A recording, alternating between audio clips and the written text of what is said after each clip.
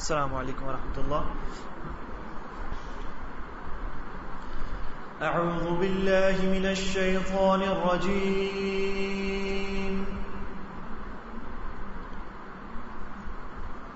بسم اللہ الرحمن الرحیم.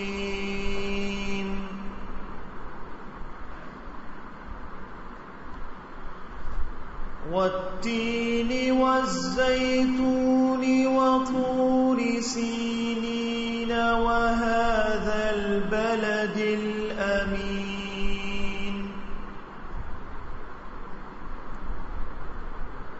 لقد خلقنا الإنسان في أحسن تقويم ثم رددناه أسفل سافلين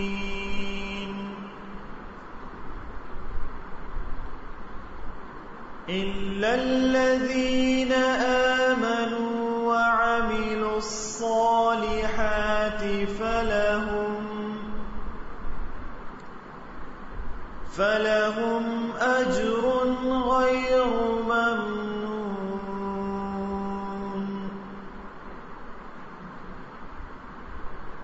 فما يكذبك بعد بالدين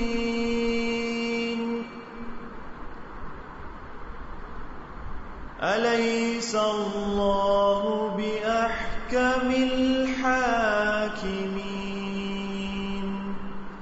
صدق اللہ العظیم. میں آپ تمام خواتین حضرات کو آج کی اس ٹریننگ سیشن میں خوش آمدید کہتا ہوں. الہدا انٹرنیشنل جس میں آپ اس وقت تشریف فرما ہیں، یہ اس کی پرانی بلڈنگ ہے اور یہاں سے اب ہم H11 کے کیمپس میں شفٹ ہو چکے ہیں. الہدا کے بارے میں ایک چھوٹا سا تعارف آپ کے سامنے رکھ دیتا ہوں، اس کے بعد انشاءاللہ آج کے ٹریننگ سیشن کا باقاعدہ آغاز کیا جا سکے. الہدا انٹرنیشنل ایک ویلفیئر فاؤنڈیشن ہے. اس کا خاص مقصد خواتین کے اندر دینی تعلیم کو عام کرنا ہے. الحمدللہ اس ادارے کے تحت 1 سال، 1.5 سال، 2 سال اور مختلف دورانیے کے ٹریننگ پروگرامز ہوتے ہیں جو خواتین، بچے اور چند ایک پروگرام مرد حضرات کے لیے بھی ساتھ ساتھ ہوتے ہیں. قرآن کو ہر دل اور ہر ہاتھ تک پہنچانے کے ساتھ ساتھ ایک دوسرا بڑا شعبہ الہدا کے اندر نشر و اشاعت کا ہے، جس کے تحت کتابیں، قرآن پاک، کیسٹس، سی ڈیز اور اس طرح کی دوسری پروڈکٹس تیار بھی کی جاتی ہیں اور ان کی ڈسٹریبیوشن بھی ہوتی ہے. چند ایک پروڈکٹس ابھی آپ کے ہاتھ میں بھی موجود ہیں اور الحمدللہ الہدا کا اپنا ہی ریسرچ ڈپارٹمنٹ ہے جو ان کے اوپر تحقیق کرتا ہے اور پھر ان کو پرنٹ کرواتا ہے. مقصد ان تمام چیزوں کا یہی ہے تاکہ لوگ آرام سے چیزوں کو پڑھ سکیں. تیسرا بڑا شعبہ الہدا کا خدمت خلق کا ہے اور اس کے تحت الحمدللہ مختلف جگہوں پر جہاں کہیں بھی مدد کی ضرورت ہوتی ہے، خاص طور پہ بیوائیں، یتیم بچے یا اور جہاں پر نیچرل ڈیزاسٹرز آتے ہیں، جس طریقے سے ابھی آج کل سیلاب آیا ہوا ہے، اس سے پہلے پچھلے سال سیلاب آیا تھا، پھر 2005 میں جو ارتھ کوئک آیا تھا، تو ان تمام کے اندر بھی الحمدللہ اللہ کے فضل سے الہدا کافی ایکٹیولی انوالو رہا ہے. آج کی اس ٹریننگ سیشن کا مقصد بھی عوام الناس تک حج اور عمرے کا جو صحیح طریقہ ہے اس کو پہنچانا ہے، اور خاص طور پہ جس مقصد سے انشاءاللہ آپ لوگ جا رہے ہیں اس مقصد کو ذہن میں تازہ کرنا ہے تاکہ وہاں جا کے جو کام ہو ایک تو صحیح اللہ کی رضا کے مطابق ہوں، اور دوسرا یہ ہمارے ذہن میں یہ بات رہے کہ یہ تمام کام ہم صرف اللہ کی رضا کے لیے کرنے جا رہے ہیں. تو اللہ تعالیٰ آپ کا جانا بھی قبول فرمائے اور وہاں پہ انشاءاللہ آپ کا حج بھی قبول فرمائے. اب میں دعوت دیتا ہوں ڈاکٹر محمد ادریس زبیر صاحب کو کہ وہ آئیں اور آپ کو حج کے بارے میں اور حج کا طریقہ انشاءاللہ بتائیں. السلام علیکم ورحمۃ اللہ وبرکاتہ. الحمد للہ وحدہ والصلاة والسلام علی من لا نبی بعدہ. اما بعد فاعوذ باللہ السمیع العلیم من الشیطان الرجیم. بسم اللہ الرحمن الرحیم. وأذن فی الناس بالحج یأتوک رجالا وعلی کل ضامر یأتین من کل فج عمیق. صدق اللہ العظیم. سب سے پہلے تو میں آپ تمام حضرات کو مبارکباد پیش کرتا ہوں کہ اللہ تعالیٰ نے آپ کو ایک بڑے مقصد کے لیے چنا ہے، اور وہ مقصد ہے حج کرنا. حج کی جو ادائیگی ہے ایک مسلمان پر اللہ تعالیٰ نے اس طور پر فرض کی ہے کہ وہ اپنی زندگی میں کم از کم ایک دفعہ حج ادا کر لے، اور اس کے لیے کچھ کنسیشن بھی رکھی ہے. وہ اس طرح کہ اگر کسی مسلمان کے پاس سرمایہ نہیں ہے، استطاعت نہیں ہے، تو وہ گھر میں بیٹھ کے اپنے علاقے میں رہ کے رب سے دعائیں کرے، توفیق مانگے، اور وہ تڑپ اپنے دل میں ضرور رکھے کہ میں نے حج کرنا ہے. تو اللہ تعالیٰ ایسے لوگوں کو ان کی نیت کے مطابق وہی ثواب دے دیتا ہے جو وہ کرنا چاہتے ہیں مگر کر نہیں سکتے. اس لیے ہم دیکھتے ہیں کہ قرآن مجید ہوں یا احادیث رسول ہوں، ان میں اللہ تعالیٰ کے رسول صلی اللہ علیہ وسلم نے کچھ تھوڑی سی وضاحتیں ایسی کی ہیں جس سے ایک مسلمان کو تسلی ضرور ہوتی ہے. مثال کے طور پر قرآن مجید میں ایک لفظ ہے وَلِلَّهِ عَلَى النَّاسِ حِجُّ الْبَيْتِ، کہ اللہ ہی کے لیے کرنا ہے لوگوں پر، یہ فرض ہے کہ اللہ ہی کے لیے وہ حج بیت اللہ کریں.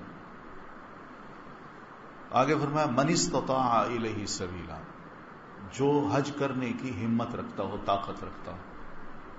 اب یہ ہے تو چھوٹا سا ایک جملہ ہے جو قرآن مجید کا ہے، اور آپ سب جانتے ہیں کہ اللہ کا کلام ہے، اور اللہ تعالیٰ کے کلام کو خوبی یہ ہے کہ بات مختصر ہوتی ہے مگر وہ بڑی کمپریہنسو ہوتی ہے. یہ اللہ تعالیٰ کے کلام کی خوبی ہے، اور یہ خوبی آپ کو کسی اور کی گفتگو میں یا کلام میں نظر نہیں آئے گی.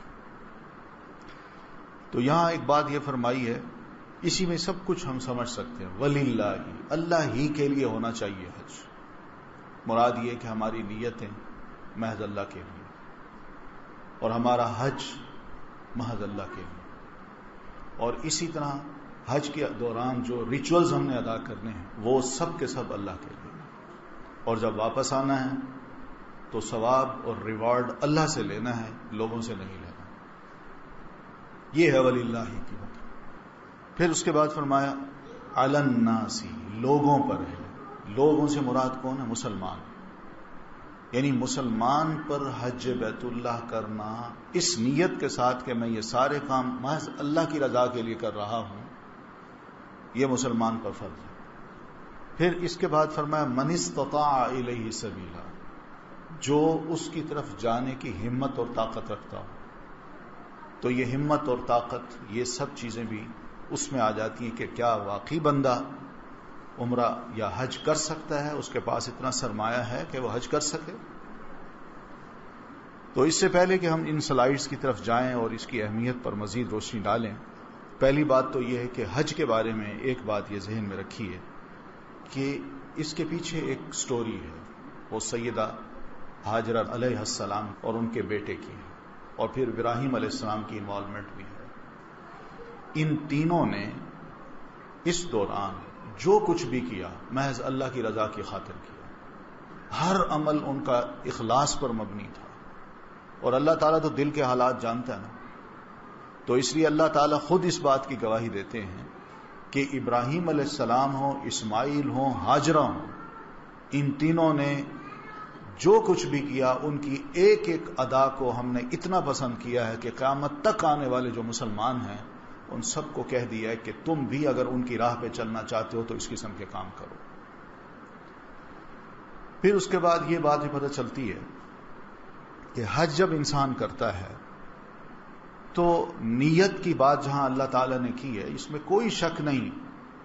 ذرا تھوڑا سا غور کرنا چاہیے اپنے دل کی طرف کہ واقعی کیا ہماری نیت یہ ہے. لیکن حقیقت یہ ہے کہ پتہ یہ چلتا ہے کہ مسلمان کی نیت یہی ہوتی ہے کہ میں نے صرف حج ہی کرنا اور کچھ نہیں کرنا. وہ کیسے؟ وہ اس لیے کہ آپ مکہ میں جائیں، مکہ میں بیت اللہ نہ ہو تو کوئی جاتا ہے وہاں؟ کوئی سیرگاہ ہے؟ کوئی وہاں بڑے بڑے پارکس ہیں؟ کوئی ایسا انٹرنیشنل سٹی ہے کہ جس میں بہت بڑے بزنس ہوتے ہوں، کوئی ایسی چیز نہیں ہے وہاں، نہ وہاں گھاس اگتا ہے، نہ وہاں کوئی درخت کا پتا ہے. وہ ایسی جگہ ہے جو بالکل پہاڑی علاقہ ہے اور گرم ہے، ٹھنڈا بھی نہیں ہے کہ انسان چلے یہ کہے جی میرے علاقے میں گرمی ہے، میں تھوڑا سا اس علاقے میں جا کے چھٹیاں انجوائے کر لوں گا، وہ بھی نہیں ہے. تو صرف اور صرف مسلمان جب نکلتا ہے نا تو وہ بیت اللہ کی زیارت کے لیے نکلتا ہے. اس لیے وہ الحمدللہ اسی نیت کے ساتھ جاتا ہے کہ میں نے حج بیت اللہ کرنا ہے اور جو ریچولز ہیں میں نے ان کو ادا کرنا ہے. پھر اس کے ساتھ ساتھ یہ بھی ہے کہ جب وہ وہاں پہنچتا ہے تو ظاہر ہے ایک موسم کی تبدیلی اور لوگوں کی بھیڑ اور پھر ایک نیا ماحول، اس میں ایک تھوڑی سی گھبراہٹ ضرور ہوتی ہے کہ میں اب کیا کروں. تو یہ کیا کروں کے لیے یہ ایک سیشن ہے جو آپ کے لیے مرتب کیا گیا ہے تاکہ آپ کو ایک لائیو کمنٹری کے ذریعے بتا دیا جائے کہ آپ نے کیا کیا کرنا ہے.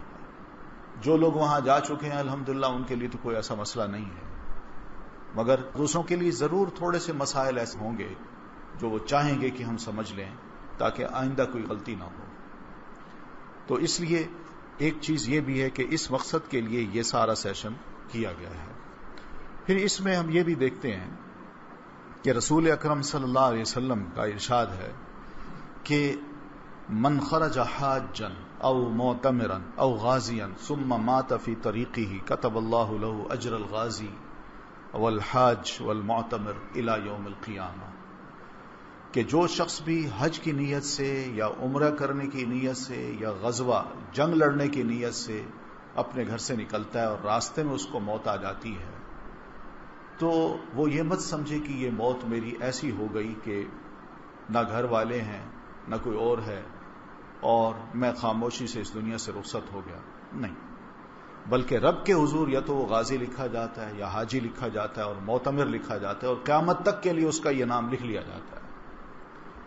لیکن ثواب کیا ہے اس کا؟ وہ تو قرآن مجید کی آیت کہ جو شخص بھی ہجرت کے لیے نکلتا ہے محض اللہ کی رضا کے لیے اور پھر اس کو راستے میں موت آ جاتی ہے تو اللہ اس کے سارے پچھلے گناہ معاف کر دیتا ہے. اس لیے آپ کو یہ ایک سین بھی دیکھنے پڑیں گے کہ آپ ہر نماز کے بعد یہ اناؤنسمنٹ سنیں گے کہ بھئی کچھ جنازے آ گئے ہیں، یہ جنازے بھی پڑھنے ہیں. تو اس لیے یہ بات بھی بہرحال اللہ نہ کرے کسی کے ساتھ ایسا ہو، لیکن اگر خدا نہ خواستہ کوئی رشتہ دار کوئی دوست احباب جو ساتھ ہیں ان کے ساتھ اگر یہ حادثہ ہو جاتا ہے تو پہلے تو اس کو خوش قسمت سمجھنا چاہیے.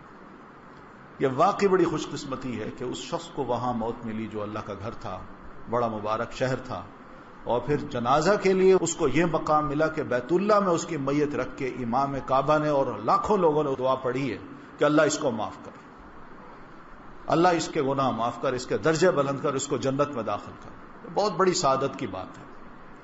بعض صحابہ تو یہ کہا کرتے تھے کہ نبی علیہ الصلوۃ والتسلیم جب کسی صحابی پہ نماز جنازہ پڑھتے اور آپ دعا کرتے تو ہمارے دلوں میں یہ خواہش ہوتی کہ کاش اس کی جگہ ہم ہوتے. وجہ کیا ہے کہ بڑی مبارک جگہ ہے.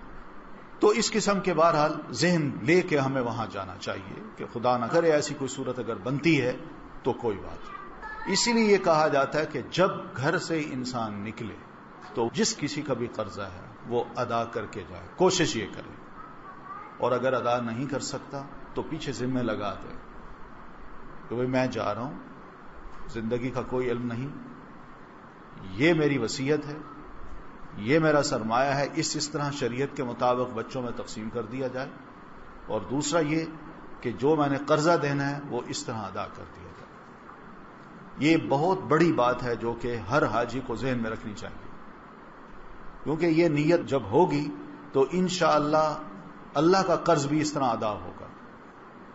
اور اگر خدا نہ خواستہ قرض انسان چھوڑ کے یا اس کی لاپرواہی کے ساتھ انسان چلا جاتا ہے اور اس ذمہ داری کو ادا کرنے کا نہیں سوچتا تو ایک سوال ہے اللہ کے حضور بھی اس کا.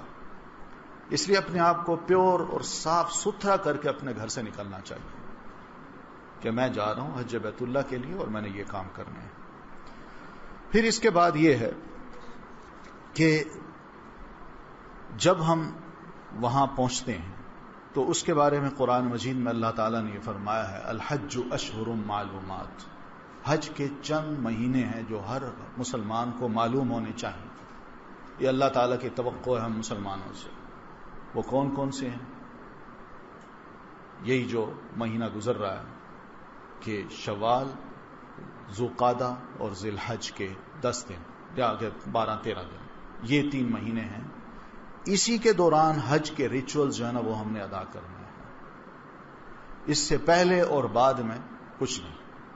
یعنی مراد یہ ہے کہ اگر شوال کے مہینے میں کوئی وہاں جانا چاہے اور یہ نیت کرنا چاہے کہ میں نے حج کرنا ہے تو وہ احرام باندھ کے بے شک چلا جائے. اس کو جب تک حج نہیں ہوتا، یہ سارا عرصہ جو ہے، چاہے 2.5 ماہ کا ہے یا 2 ماہ کا ہے یا 1.5 ماہ کا ہے، اس کو اللہ تعالی حج ہی کاؤنٹ کرے گا اور ایک حاجی کا ثواب جو لکھا جاتا ہے وہی اس کو ملے گا. پھر یہ ہے کہ جب یہ دن آتے ہیں تو ان دنوں میں مسلمانوں کو چند اذکار بھی اللہ تعالیٰ نے فرمائے ہیں کہ وہ بھی مسلسل کرتا رہے. وہ یہی ہے کہ تکبر اللہ علی ما ہداکم، کہ اللہ تعالیٰ کی بڑائی ہم نے بیان کرنی ہے. پھر یہ بھی ہے کچھ پابندیاں بھی ہیں. تو انشاءاللہ یہ سب پابندیاں آپ سلائیڈز میں دیکھیں گے. تو پابندیوں میں یہی ہے کہ جو ہی احرام باندھا، اب نہ لڑائی ہے، نہ جھگڑا ہے، نہ رفث ہے. رفث کا مطلب یہ کہ کوئی جنسی باتیں نہیں کرنی اپنی اہلیہ کے ساتھ، یا اہلیہ اپنے خامن کے ساتھ، کوئی اس قسم کی بات نہ کرے. اور دوسری بات یہ کہ منہ سے کوئی برے لفظ بھی نہ نکلیں، ولا فسوق. ایک خاص بات یہ بھی ہے کہ جب ہم وہاں جاتے ہیں تو خواتین بھی ہوتی ہیں، مرد بھی ہوتے ہیں، جس میں ینگ بھی ہوتے ہیں، بوڑھے بھی ہوتے ہیں. ایک خاص اہتمام جو خانہ کعبہ کے ارد گرد، یعنی حرمین کی جو اتھارٹی ہے، اس نے ہر حاجی کو یاد کرانے کے لیے کیا ہے. وہ سلائیڈ ہے جو مسلسل گھومتی ہے، اور اس میں ایک نصیحت ہر حاجی کو وہ بار بار کر رہے ہوتے ہیں کہ اپنی نظروں کو نیچے رکھیں، اپنی نظروں کو نیچے رکھیں. اس لیے کہ آدمی جب جا رہا ہے تو سامنے خواتین بھی ہیں، مرد بھی ہیں، تو حاجی کی نظریں جو ہیں وہ کم از کم نیچے ہوں، چاہے حاجی مرد ہو یا عورت ہو، کیونکہ اس سے بھی بہرحال بچنا ہے. اور ورنہ ایک فسق کا جو ارتکاب ہے وہ ہم مسلمانوں سے ہو سکتا ہے. اب آتے ہیں اصل مقصد کی طرف کہ حج اللہ تعالیٰ نے کیوں فرض قرار دیا ہے، یا عمرہ ہم کیوں کرتے ہیں. پہلی بات تو یہ کہ اسلام کے جو 5 ارکان ہیں ان میں یہ ایک اہم رکن ہے. جس طرح نماز پڑھنا فرض ہے، اسی طرح حج کرنا بھی فرض ہے. مگر نماز مسلمان کے لیے روزانہ 5 وقت کی ہے اور حج زندگی میں ایک بار ہے. بعض لوگوں کے ذہن میں یہ سوال آتا ہے کہ مجھے اللہ تعالیٰ نے اگر سرمایہ دے رکھا ہے اور اتنا سرمایہ کہ میں ہر سال حج کر سکتا ہوں، ہر سال میں حج کر سکتا ہوں، تو کیا میں بھی اسی آیت کے زمرے میں آتا ہوں؟ وَلِلَّهِ عَلَى النَّاسِ حِجُّ الْبَيْتِ مَنِ اسْتَطَاعَ إِلَيْهِ سَبِيلًا. جس کے پاس ہمت ہو وہ حج کرے. تو میرے پاس اگر ہمت ہے تو میں حج کرتا ہوں اور ہر سال میں کرنا چاہتا ہوں. تو اس کی بھی علماء اجازت دیتے ہیں کہ ہاں ضرور کرے اگر اس کے پاس استطاعت ہے. اور استطاعت کا مطلب یہی ہوتا ہے کہ میں اپنے آنے جانے کا جو راستے کا کرایہ ہے وہ بھی ادا کر سکوں، وہاں پہنچ کے جتنے دن میں نے گزارنے ہیں اس کے کھانے پینے کا اور رہائش کا خرچہ بھی میرے پاس ہو، اور پیچھے جتنے بیوی بچے چھوڑے جا رہا ہوں میری عدم موجودگی میں جو ان کے اخراجات ہیں وہ بھی میں دے سکوں. اس کو کہتے ہیں استطاعت.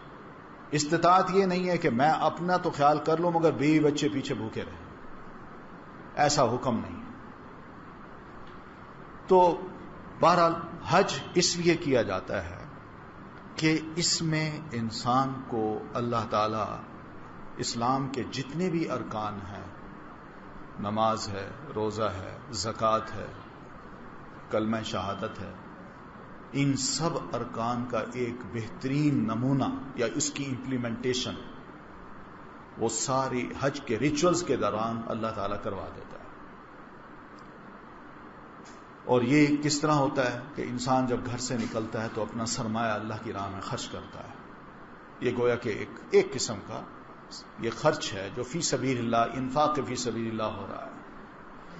اور پھر اس کے بعد جب وہاں پہنچتا ہے تو اس کو 5 وقت کی نمازیں بھی پڑھنا پڑتی ہیں. پھر یہ ہے کہ وہاں کچھ تھوڑا سا بھوک پیاس بھی اس کو برداشت کرنا پڑتی ہے، خاص طور پر سفر میں، اور سفر کے بعد جب وہاں پہنچتا ہے اور یہ ریچولز ادا کرنے کے لیے جب وہ دوڑتا ہے، بھاگتا ہے، احرام باندھ کے مختلف شاعر جو ہیں ان کی طرف دوڑ بھاگ کرتا ہے، تو اس میں بہرحال اس کو کچھ نہ کچھ بھوک اور پیاس کی برداشت جو ہے نا وہ کرنا پڑتی ہے، گویا کہ ایک روزے کا وہ ہے۔ تو اس طرح یہ چاروں چیزیں حج میں اللہ تعالیٰ ایک مسلمان کو سکھا دیتا ہے۔ فائدے تو اس کے بہت ہیں کہ آپ سب ہم مسلمان ایک دوسرے سے ملتے ہیں، اور پھر اس کے ساتھ ساتھ یہ کہ مسلمانوں کا ایک بڑا عالمی اجتماع ہوتا ہے۔ اس عالمی اجتماع میں دنیا بھر کے مسلمان جب جمع ہوتے ہیں تو کسی کو موقع مل جاتا ہے دوسرے کے حالات سننے اور سنانے کا، یہ بھی ایک تعلق ہے جو قائم ہو جاتا ہے۔ اور پھر اس کے بعد جو بڑا فائدہ یہ ہے کہ مسلمانوں کے اس عالمی اجتماع میں جو خیر و برکت نظر آتی ہے وہ یہی کہ بہت سے لوگ اپنی چھوٹے چھوٹے یونٹس کو یا اپنی پروڈکشن کو وہاں لے آتے ہیں اور اپنا بزنس کرتے ہیں۔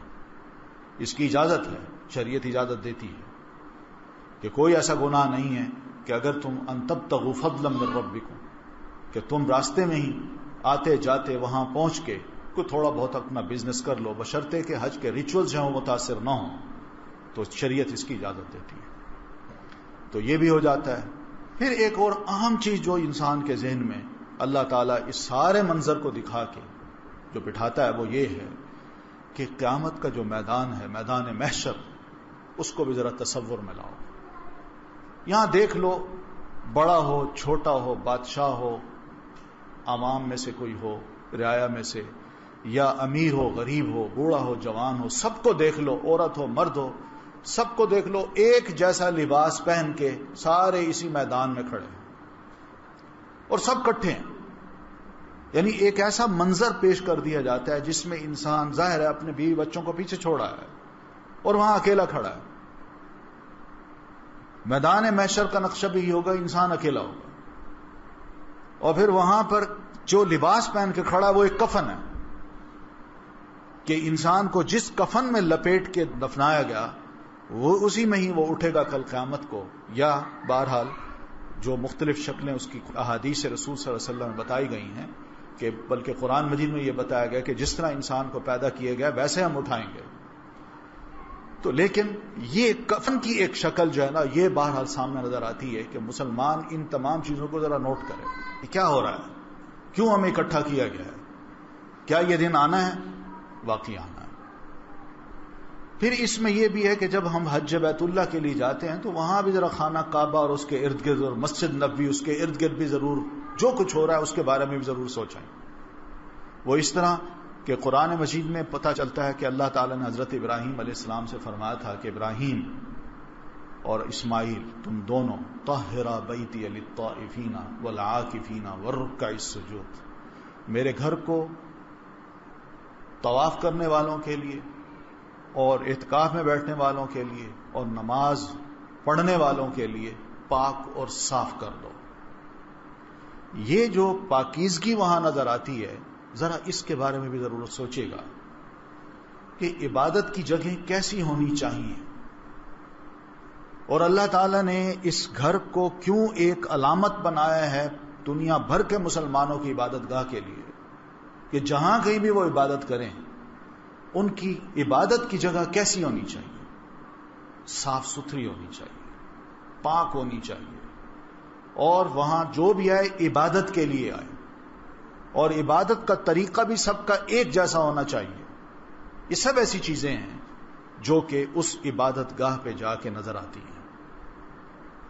اس گھر کو دیکھ کے پتہ یہ چلتا ہے جس میں اللہ تعالیٰ فرماتے ہیں فیہ آیات بینات، یہ گھر ایسا ہے جس کے اندر انسان جائے اور اس کے ارد گرد گھوم کے دیکھے تو اس میں اللہ تعالیٰ نے ایک روشن قسم کی واضح قسم کی نشانیاں رکھی ہیں جس کو دیکھ کے مسلمان کہہ سکتا ہے کہ واقعی یہ اللہ کا گھر ہے، اور اللہ کے گھر کا حق یہی ہے کہ اس کو اسی طرح صاف ستھرا رکھا جائے۔ تو بہرحال یہ چند باتیں ہیں جو غور کرنے کے سے تعلق رکھتی ہیں، ہمیں غور کرنا ہے وہاں جا کے۔ صرف یہ نہیں ہے کہ جا کے اپنا حج کر کے یا طواف کر کے وہاں ہم بیٹھ جائیں دعائیں کریں، ضرور کریں، لیکن لوگوں کی آمد و رفت، بیت اللہ پر نظر اور لوگوں کا وہاں عبادت کرنے کا طریقہ، یہ سب مسلمان کو ایک جہاں غور کرنے کا مقام ہے وہاں مسلمان کو ایک تسلی بھی دیتی یہ چیزیں کہ واقعی ہم مسلمان دنیا بھر میں کہیں بھی ہیں کم از کم اس اعتبار سے ایک ہیں. تھوڑے بہت اختلافات ہو سکتے ہیں لیکن اس اعتبار سے ہم مسلمان ایک ہیں کہ ایک ہی گھر ہے جس کی طرف سب رخ کر کے آ گئے ہیں اور سبھی اس لیے آئے کہ یہاں ہم عبادت کریں. یہ فائدے ہیں جو کہ وہاں غور و فکر سے ہم مسلمانوں کو حاصل ہو سکتے ہیں. باقی یہ ہے کہ جب ہم گھر سے نکلیں تو یہ سارے چھوٹے چھوٹے مسائل ہیں، تفصیل سے ان کو بیان تو نہیں کیا جا سکتا. حج کی شرائط جو ہیں وہ بھی آپ کو پتہ چل جائیں گی کہ مسلمان پر یہ حج فرض ہے، مالدار ہو، صاحب استطاعت ہو وہ یہ حج کرے، اور بندہ آزاد ہو، غلام نہ ہو تب جا کے وہ حج کرے. پھر عقل مند ہو، اس کی عقل اس کے ساتھ ہو، اس کو پتہ ہو کہ میں نے کیا کیا کرنا ہے، شعوری طور پر وہ بیدار ہو. ایسا نہ ہو کہ اس کی عقل کمزور اور وہاں جب پہنچے اتنی مشکل سے تو اس کو کوئی پتہ ہی نہ ہو کہ میں نے کیا کرنا. پھر اس کے بعد یہ بھی ہے کہ بالغ حج کر سکتا ہے، نابالغ بھی اگر حج کرنا چاہتا ہے، بچہ ہے، ماں کے ساتھ ہے یا والدین کے ساتھ ہے، اس کو بھی حج کرایا جا سکتا ہے. لیکن جب وہ حج کر لے گا تو پھر علماء کا یہ کہنا ہے کہ جب وہ بالغ ہو جائے گا تو پھر اس پر حج کرنا بالکل اسی طرح فرض ہوگا جیسے مسلمان مرد پر فرض ہے. وہ ایک دفعہ پھر ضرور حج کرے. صحت ہونی چاہیے، صحت ہوگی تو وہاں جا کے انسان حج کرتا ہے. اور یہ حقیقت ہے کہ جوانی کی جو عمر ہے یہ ہے اللہ کو خوش کرنے کی. عبادات اسی عمر میں کر لی جائیں تو حقیقت یہ ہے کہ اللہ تعالیٰ کو اس عمر کا جوان اور اس کا رخ اللہ کی طرف، جھکاؤ اللہ کی طرف، اور عبادات میں اس کی دلچسپی، یہ اللہ تعالیٰ کو بڑی پسندیدہ ہے. تو اس لیے نوجوان جب وہاں پہنچتا تو بڑی ہمت کے ساتھ، اس کے اندر ایک ہمت ہوتی ہے، طاقت آ جاتی ہے، روحانی بیداری پیدا ہو جاتی ہے، اور وہ بڑے جوش کے ساتھ، جذبے کے ساتھ اور شوق کے ساتھ ان تمام شاعر کو بجا لاتا ہے. تو صحت کا ہونا بڑا ضروری ہے. تو اس صحت کے لیے بھی ظاہر ہے آپ جب وہاں پہنچیں تو کوشش یہ کریں کہ مناسب کھانا کھائیں اور مناسب چیزیں پئیں تاکہ اس سے صحت خراب نہ ہو. پھر ایک شرط یہ بھی ہے کہ راستہ پر امن ہو.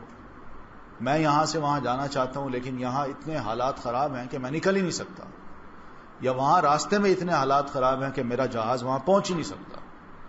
تو اس لیے یہ ضروری نہیں ہے کہ میں نے ان تمام فتنوں سے یا ان تمام جو وہاں پر خرابی ہے اس سے گزر کے میں وہاں پہنچوں، بلکہ اس کے لیے ضروری ہے کہ انسان کے لیے راستہ بالکل صاف ہو، حکومت کی طرف سے بھی رکاوٹ نہ ہو، چاہے ہماری حکومت ہے یا ان کی حکومت. ان کی طرف سے اگر رکاوٹ نہیں ہے تو پھر جا سکتے ہیں، مگر ان رکاوٹوں کو توڑ کے میں وہاں پہنچوں تو یہ ایک قسم کی قانون شکنی ہے. اور اس کے ساتھ ساتھ یہ بھی کہ جب دوسرے مسلمانوں کا حق انہوں نے رکھا ہے تو بہتر یہ کہ میں ان کا حق نہ چھینوں. جو میں پہلے حج کر چکا ہوں تو میں اگر نہ کروں، دوسروں کو موقع دے دوں تو وہ شاید زیادہ ثواب کی بات ہوگی. عورتیں جو ہیں وہ بطور خاص جب بھی نکلیں تو اپنے ساتھ محرم لے کے جائیں. بعض علماء کا یہ کہنا ہے کہ عورتوں کا اگر گروپ اکٹھا ہو، یعنی 5 سے لے کر 10 12 15 تک، یہ کم از کم اتنا گروپ ہو، اور یہ گروپ اگر اکٹھا حج کر لے اور اکٹھا ہی واپس آئے تو ایسی صورت میں اگر اپنے ساتھ عورت محرم نہیں لے جا سکتی تو وہ اسی گروپ کے ساتھ حج کر سکتی ہے اور حج کر کے واپس بھی آ سکتی ہے. یہ امام شافعی رحمۃ اللہ علیہ کا مسلک ہے. وہ یہی کہتے ہیں کہ اس طرح یہ کیا جا سکتا ہے بشرطے کہ راستہ محفوظ ہو، اور ساتھ ساتھ یہ بھی ہے کہ ان کو آگے اجازت بھی ملے، کیونکہ سعودی گورنمنٹ جو ہے خاتون کو حج کی اجازت اس وقت دیتی ہے جبکہ اس کے ساتھ محرم ہو. پھر دوسری یہ کہ حالت عدت میں نہ ہو، کہ شوہر فوت ہو گیا، 2 مہینے گزرے ہیں، عورت کی خواہش بن رہی کہ میں جا کے حج کروں، نہ، ابھی عدت میں ہے. بے شک حج گزرتا ہے گزر جائے، نیکسٹ ایئر کر لے، لیکن عدت کی جو لمٹ ہے اس کو توڑ کے باہر نہ نکلے، یہ ضروری ہے. حج جب ہم کرتے ہیں تو اس کی 3 قسمیں ہیں. ایک ہے حج تمتع، دوسرا حج قران، اور تیسرا ہے حج افراد. افراد جو ہے فرد سے ہے، فرد کہتے ہیں ایک کو. افراد کا مطلب یہ ہے کہ آپ جب احرام باندھ رہے ہیں تو احرام باندھتے وقت آپ کی نیت صرف یہ ہو کہ میں نے جا کے صرف حج کرنا ہے، عمرہ نہیں کرنا. احرام آپ نے باندھ لیا، جہاز میں ہی میقات کراس کر گئے اور آپ جدہ اترے. جدہ کے بعد آپ بے شک مکہ جائیں یا مدینہ جائیں، آپ عمرہ نہیں کر رہے، آپ کو احرام بندھا ہوا ہے. اور پھر آپ سیدھے چلے جاتے ہیں مینا میں. اگر مینا میں پہنچنے کا دن ہے تو آپ اس دن پہنچ جاتے ہیں، یا پھر 15 دن باقی ہیں تو آپ اسی حالت میں رہیں گے. آپ نے احرام نہیں کھولنا، کیونکہ آپ کی نیت یہ ہے کہ میں نے حج کے لیے احرام باندھا ہے. تو جب احرام باندھ لیا تو حج کے بعد ہی احرام کھولے گا، اس سے پہلے نہیں کھولے گا. اس کو کہتے ہیں حج افراد. اس کا بھی بڑا ثواب ہے. ظاہر ہے انسان اپنے آپ کو بڑی تکلیف میں رکھتا ہے. بعض صحابہ ایسا کرتے تھے، حج افراد کرتے تھے، اور حج افراد میں ان کو تکلیف یہ ہوتی تھی، گرمی کا موسم. ظاہر ہے آج جو سہولتیں ہیں اس وقت تو نہیں تھی.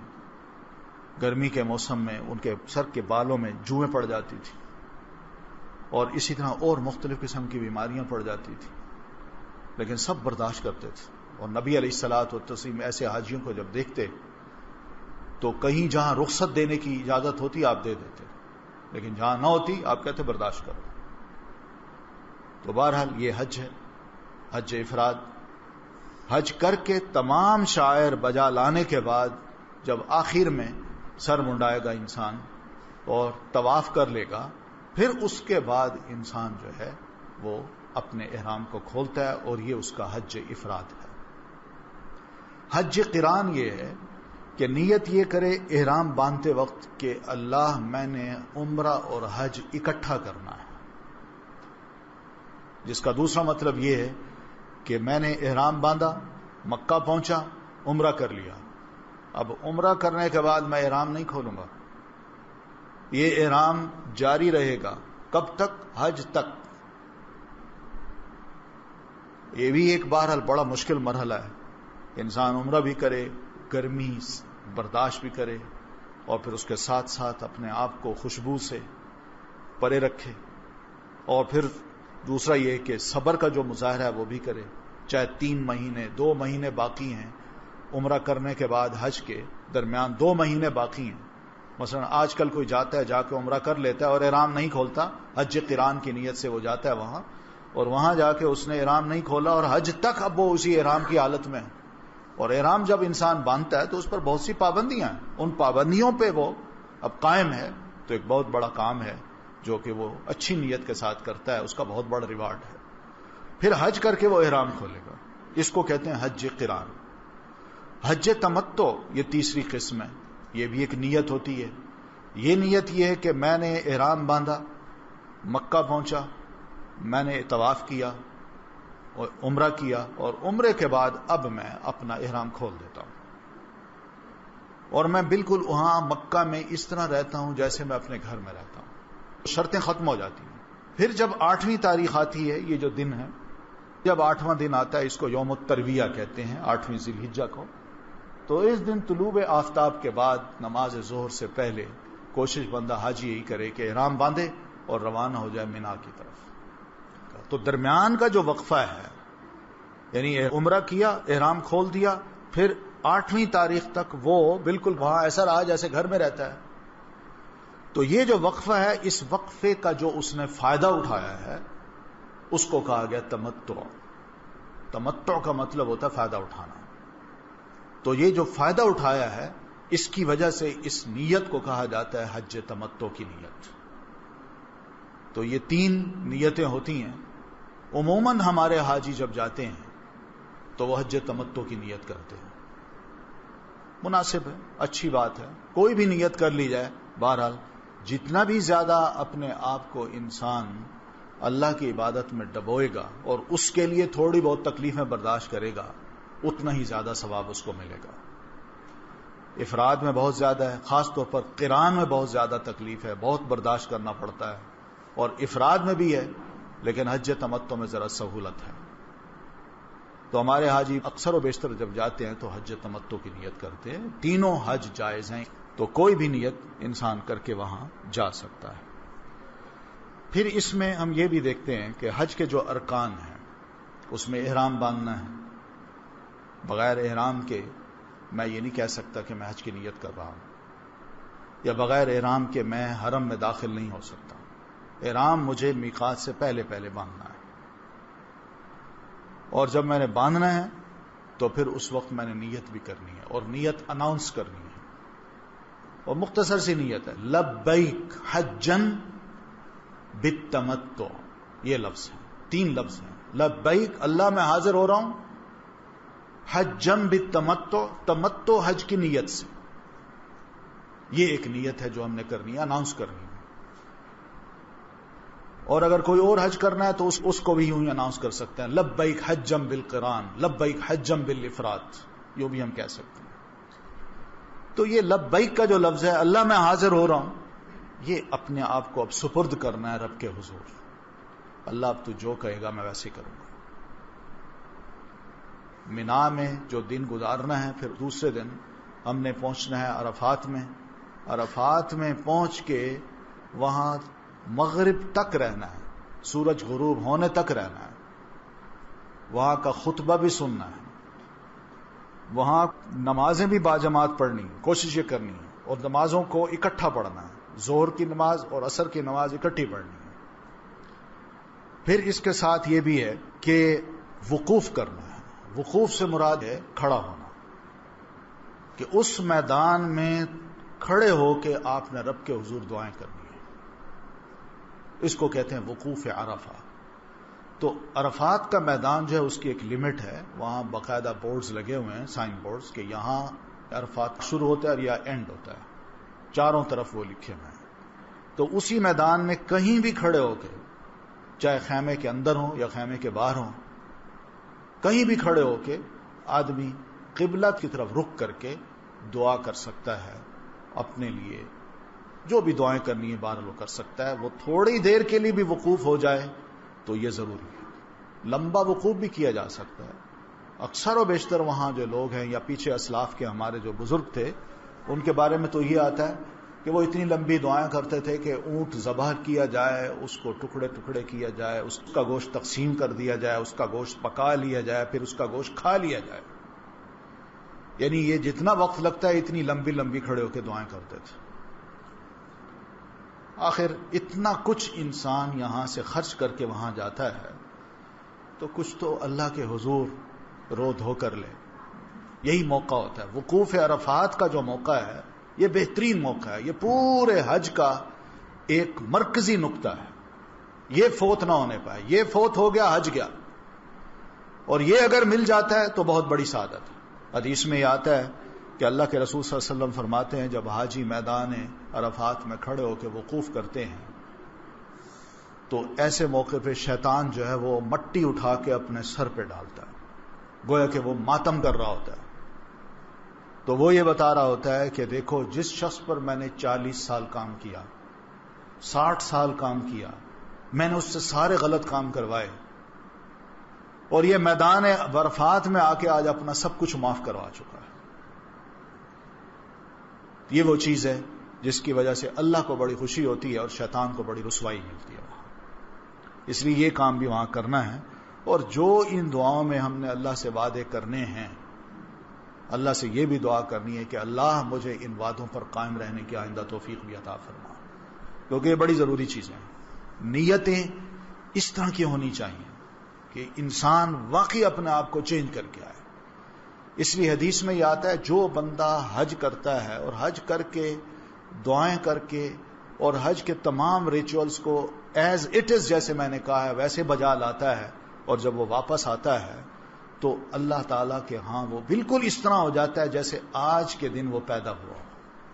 یعنی جس طرح ایک معصوم بچہ ایک دن کا پیدا ہوتا ہے، پیدا ہوتے ہی اس نے کوئی گناہ نہیں کیا ہوتا، اس کا رجسٹر بالکل صاف ہوتا ہے. بے نہیں، اسی طرح ایک ایک حاجی کا رجسٹر اللہ تعالیٰ صاف کر دیتے ہیں.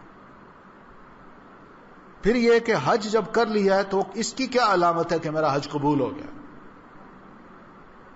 اس کے بارے میں بھی حج مبرور کے لفظ آئے ہیں.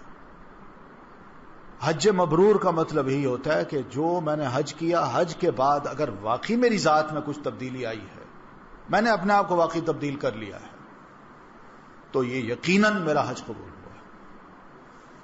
اور اگر تبدیلی نہیں آئی تو پھر قابل غور بات ضرور ہے. اس لیے کہ اللہ تعالیٰ نے جو بھی ریچولز ہمیں کہے نا عبادات کے، وہ چاہتا یہی ہے کہ ہمارے اندر تھوڑی سی تبدیلی آئے، بغیر کسی مقصد کے یہ باتیں نہیں ہیں.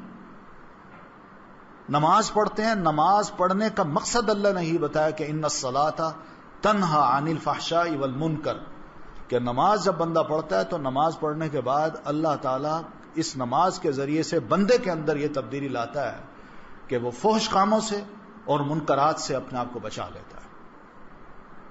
تو بہنی اسی طرح جب حج کرتا ہے تو حج کے بعد بھی انسان اللہ سے جو وعدے کر چکا ہے وہ پورے کرے اور تمام وہ کام کرے جو کہ اس نے اللہ سے کہے ہیں، جائز کام.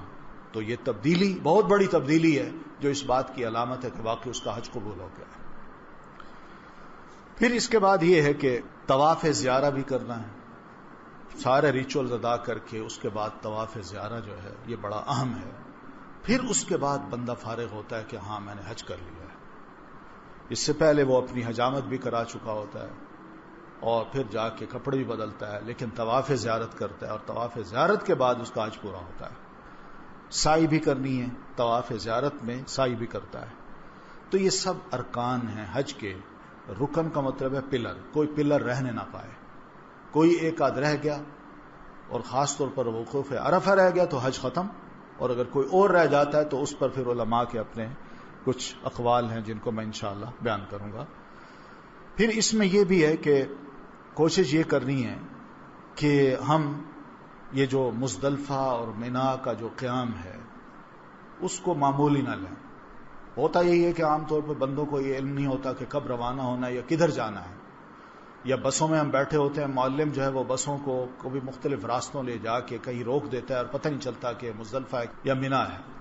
تو ایسی صورت میں حج کا مطلب ایک یہ بھی ہے کہ ہم نے ذرا صبر سے کام لینا ہے. حقیقت ہے کوئی جلد بازی کی ضرورت نہیں. اللہ ہمیں جانتا ہے ہم کس مقصد کے لیے نکلے ہوئے ہیں، اور ہم یہ بھی نہیں کر سکتے کہ دوسروں کو تنگ کر کے ہم اپنا فائدہ سوچیں اور دوسروں کو تکلیف دیں. اس لیے ہر کام کو بڑے صبر سے کرنا ہے، اور صبر کی ابتدا ہمارے سفر سے شروع ہو جاتی ہے. مثال کے طور پر میں جب جدہ ایئرپورٹ پر اترتا ہوں تو اترتے ہی اب وہاں میں باہر نکلا تو باہر نکل کے اب ایک دوڑ سی لگ جاتی ہے کہ بس میں پہلے بیٹھ جاؤں. ٹھیک ہے بس میں بیٹھیے، لیکن جب میں بیٹھا ہوں تو وہاں کوئی بندہ ہے جو بزرگ ہے کھڑا ہے اور میں سیٹ پہ بیٹھا ہوں، میں جوان ہوں. اب میں کہوں میں نے اپنا فائدہ دیکھنا ہے، اس بزرگ کا خیال نہیں کرنا. تو وہاں ذرا قربانی کا جذبہ بھی ہمارے اندر آنا چاہیے کہ ان سب کا خیال کریں. ہمسایہ ہے، کوئی بیٹھا ہے، کوئی اس نے کہا تیسرے کو یار تم بھی آ کے بیچ میں بیٹھ جاؤ، تو کوئی بات نہیں، دل کھلا کیجئے. تھوڑا سا سفر ہے، اس کو بھی تھوڑا سا سکون مل جائے گا اور ہم بھی آپس میں آرام سے سفر کر لیں گے. تو اس طرح کی چھوٹی چھوٹی باتیں جو ہے نا اس میں دل کو بڑا کھلا کرنا پڑتا ہے. صبر بھی کرنا پڑتا ہے، دل کو بھی کھلا کرنا پڑتا ہے، دوسروں کو آفر بھی کرنا پڑتی ہے. جب آفر کریں گے تو ایک نیکی انشاءاللہ ہمیں بہت بڑی مل جائے گی، اور اللہ نے اس نیکی کو ضائع نہیں کرنا. پھر اس میں یہ بھی ہے کہ ایام تشریق جو مزدلفہ کی رات ہے وہ ہم نے مزدلفہ میں ہی گزارنی ہے. وہ آپ جب واپس آئیں گے یعنی عرفات سے تو راستے میں مزدلفہ آتا ہے، تو مزدلفہ میں ہی ہم نے رات کو اپنا گزارنا ہے. تو میں سمجھتا ہوں کہ اس کے سارے طریقے اسی سلائیڈ سے ہم دیکھ لیتے ہیں، پھر اس کے بعد انشاءاللہ ساتھ ساتھ میں مزید باتیں بھی سمجھاؤں گا. تو یہ تو ہم سمجھ چکے کہ اللہ تعالیٰ نے قرآن مجید کے ذریعے سے ہمیں بتا دیا ہے کہ مسلمانوں پر حج بیت اللہ کرنا فرض ہے.